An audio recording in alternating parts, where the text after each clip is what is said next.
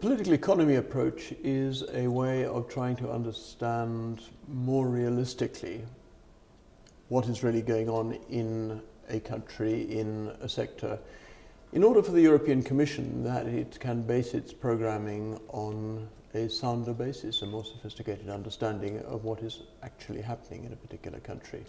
Because I think over the decades, by and large, development agencies have been remarkably ignorant of politics in their programming, which is not to say that their staff don't understand, because I think the staff do often understand, but that this way of thinking, of trying to be more realistic, has not been legitimized by the organizations. It has not given the staff the analytical tools and the space to arrive at a better understanding of the context in which they're working.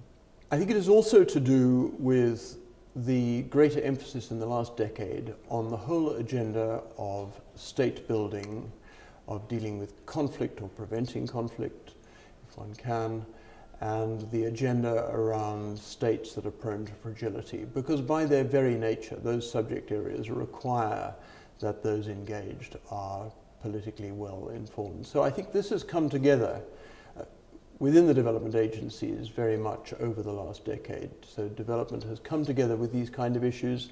And I think one of the implications of development, of political economy analysis, is that it brings development people together with their political colleagues, with their diplomatic colleagues, those involved in environment, trade, and so on. It is fundamentally a more holistic way of approaching the challenges facing the world. It should not be oversold. It is not a new silver bullet that is suddenly going to reform dramatically the way that organizations work.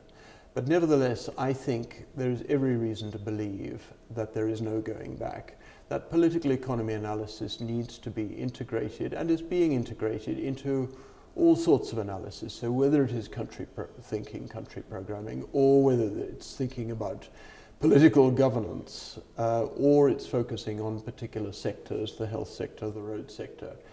It seems to me that there is no going back to the situation where we thought of the principal development challenges as essentially being either technical problems or a lack of finance. I don't think one can go back to those times, because plenty of evaluations carried out for the European Commission and others have said you have been naive politically. And I think one has to respond to those kind of findings of our past effectiveness.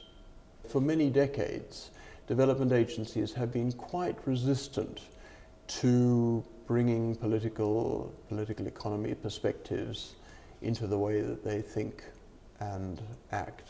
But I think we're now past that point. But I think there are going to be lots of implications of this for the way that the development agencies themselves work, for the way that their staff are encouraged and trained to think. So I think many of these implications are going to take a little while to work through. I think the Commission is very much taking a first step in this direction, and I commend the Commission for doing that.